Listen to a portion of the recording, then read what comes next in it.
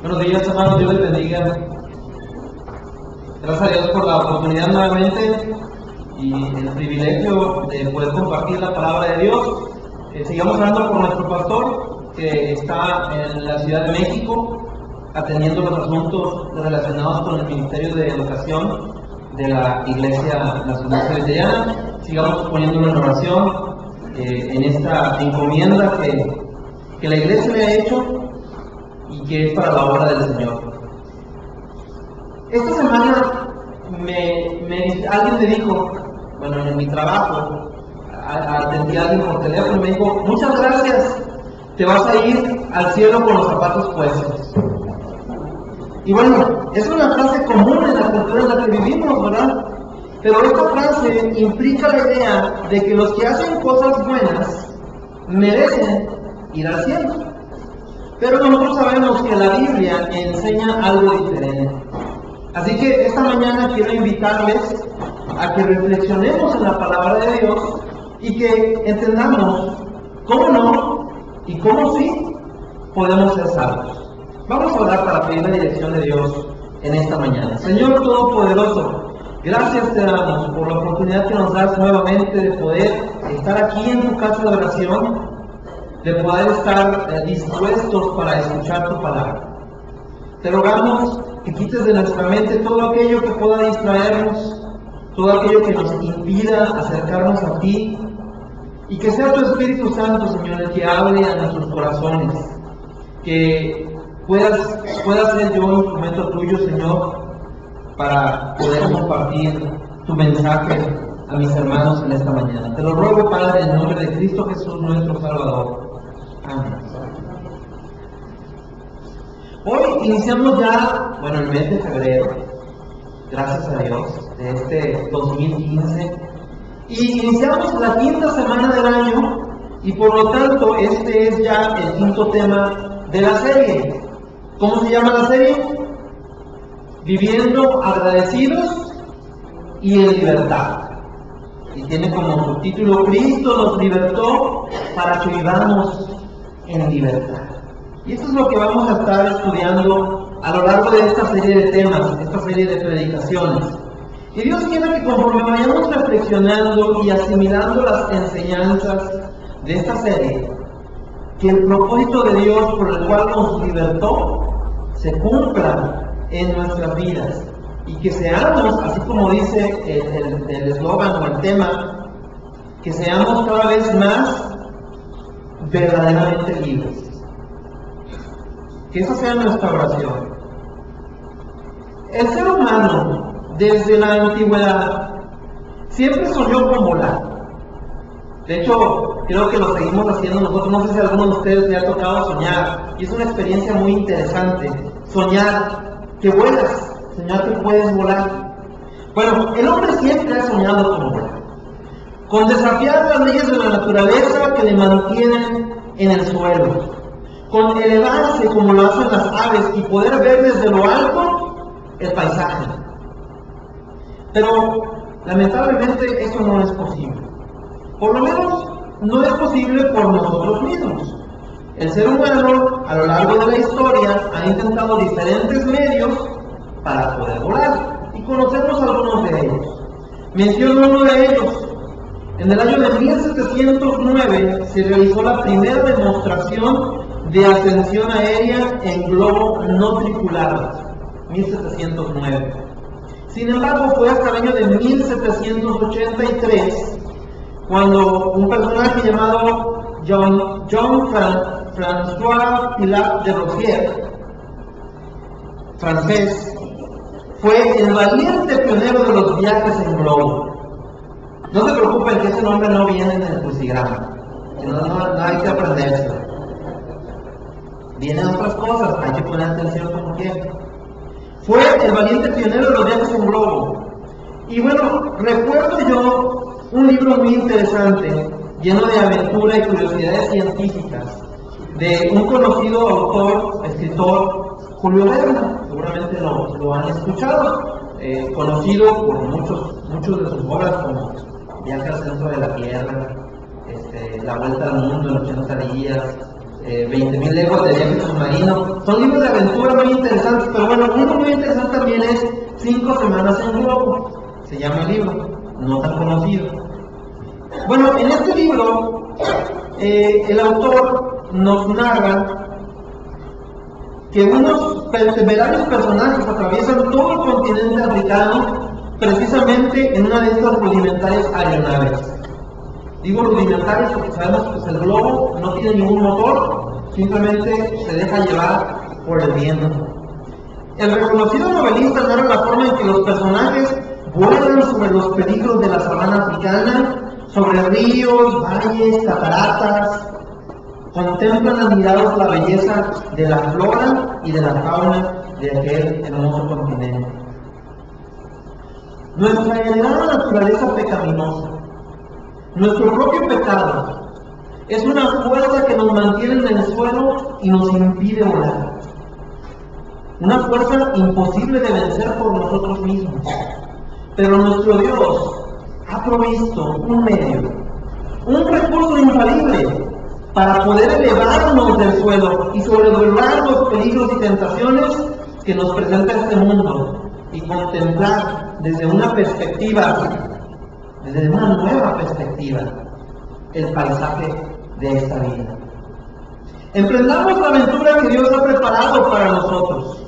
Subamos al globo y volemos más y más alto. Vivamos con gratitud en nuestras vidas y con libertad por lo que Dios nos ha dado.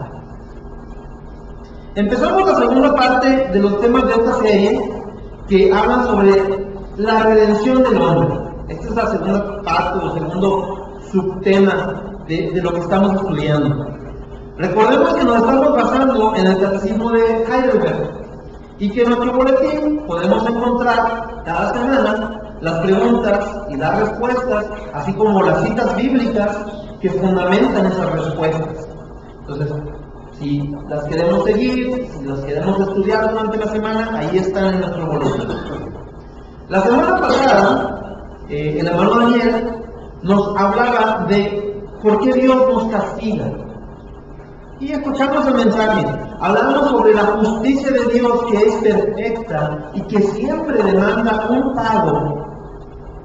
El pecado, es decir, el pecado tiene una terrible consecuencia. Y lo podemos encontrar en la palabra de Dios que nos dice, la paga del pecado es muerte. Debido al justo juicio de Dios, merecemos penas tanto temporales como eternas, consecuencias de nuestro pecado, tanto por lo que hacemos en esta vida, como que puede haber consecuencias también eternas a causa de ese pecado. Y bueno, dice Génesis 2:17, cuando Dios habla y pone la regla, la única regla que tenía el ser humano, que tenía Adán y Eva ahí en el jardín del Edén. Dice, mas del árbol de la ciencia del bien y del mal no comerás. Esa era la regla. Porque el día que de él comieres, y viene la consecuencia, ciertamente morirás. Y sabemos la historia, la hemos leído. Nuestro Señor Jesucristo dijo allá en Mateo 5:26, de cierto te digo que no saldrás de ahí hasta que pagues el último cuadrante. Haciendo referencia en esta parábola de cómo nosotros nos encontramos delante de Dios y que es una deuda, el pecado se convierte en una deuda delante de Dios que tiene que ser pagada. Entonces, surge la pregunta, ¿hay alguna forma de liberarnos de esas consecuencias y de reconciliarnos con Dios? Conocemos la respuesta, ¿verdad? Pero vamos a hacerle un poquito de emoción. Entre los siglos 4 y 5, un monje británico, Pelagio, propuso la idea de que el hombre podía salvarse por sus obras. Su idea trascendió hasta el día de hoy. Es tan popular su idea que muchas religiones la adoptaron. Es más, mucha gente que no se acerca a la iglesia pretende que siguiendo este método podrá alcanzar a Dios.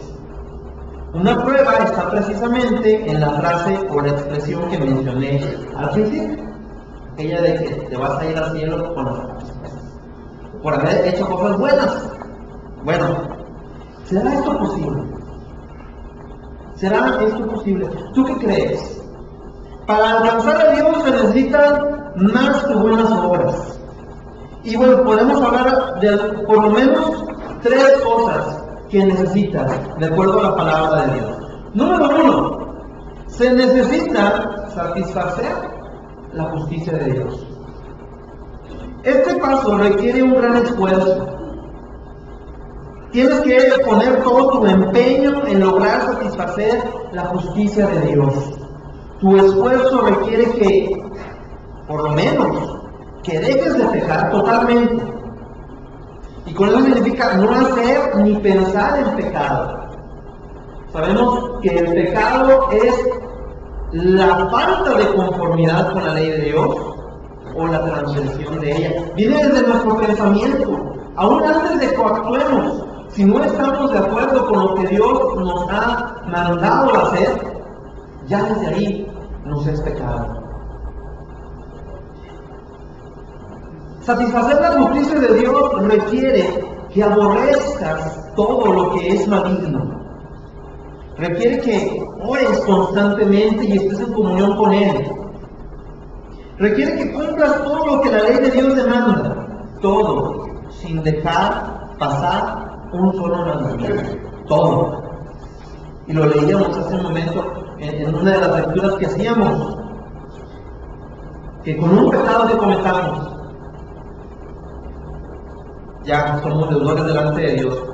Satisfacer la justicia de Dios demanda de voluntad sobrenatural, la cual, por cierto, no poseemos.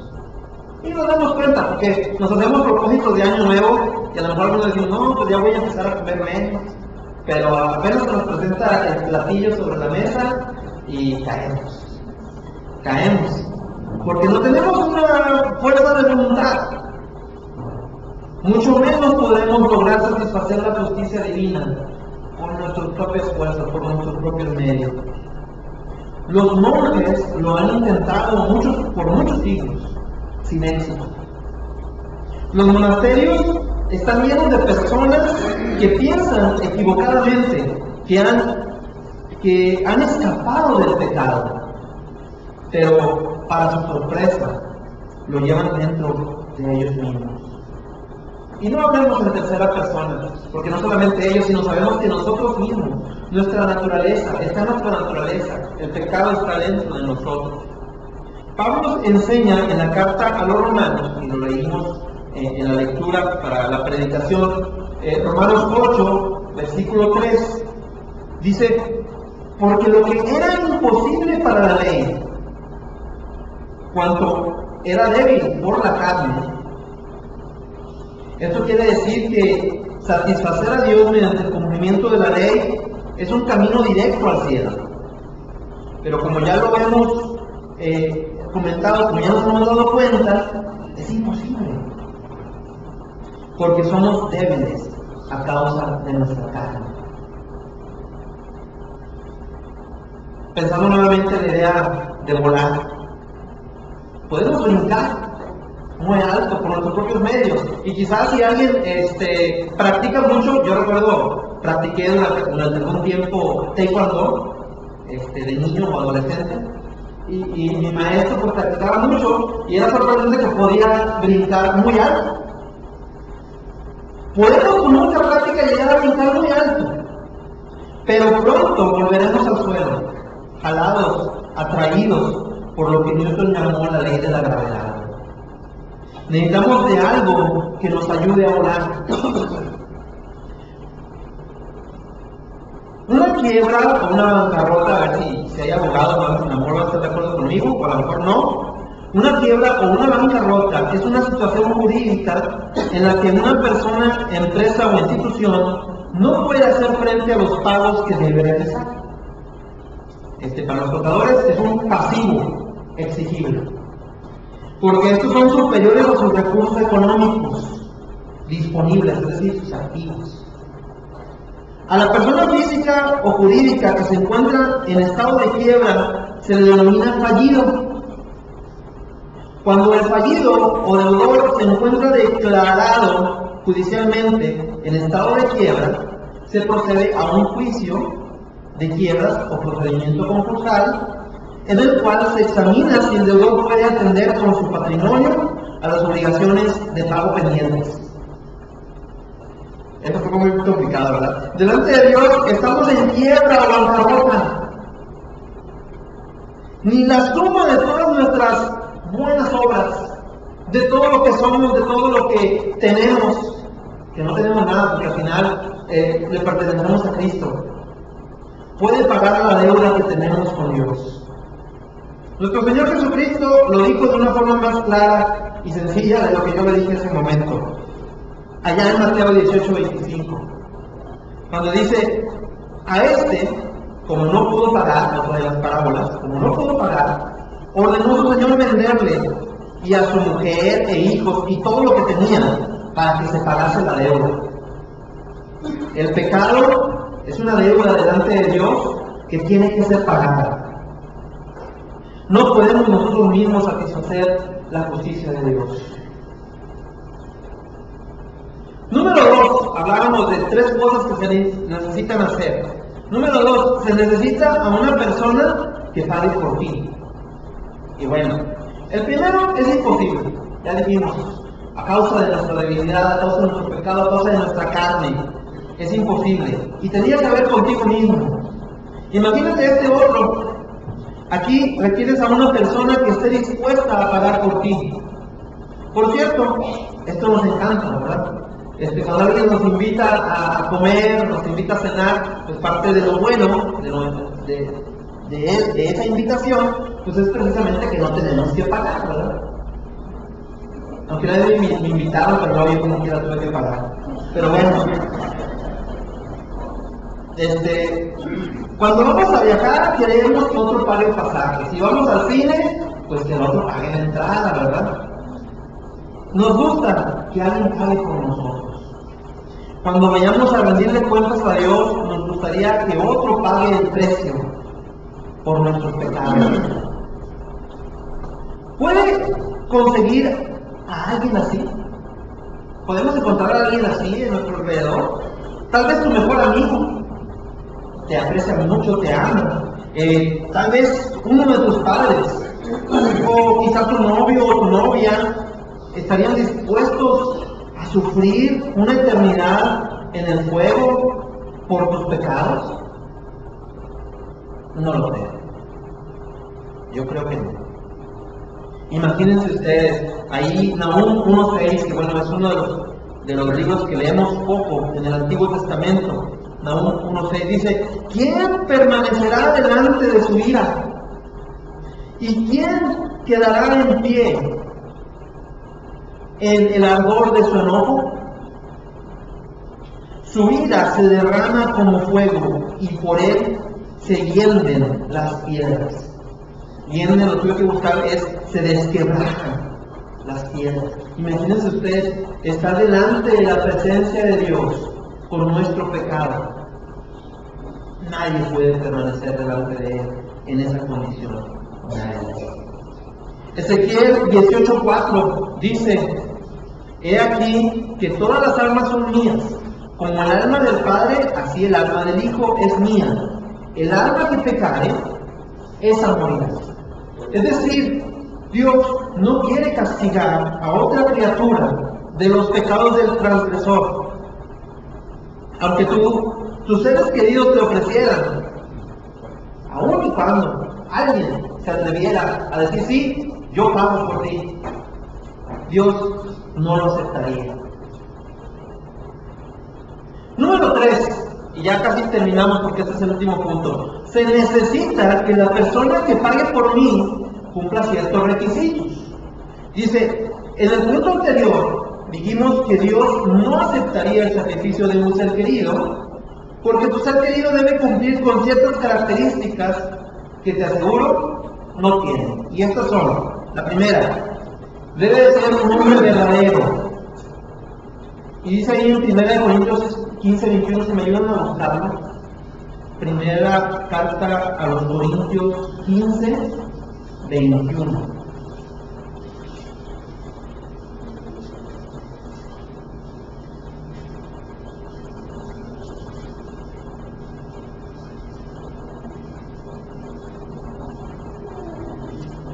Porque por cuanto la muerte entró por un hombre, también por un hombre la resurrección de los muertos. Es decir, un nuevo requisito, sí, tiene que ser un hombre. ¿Sí?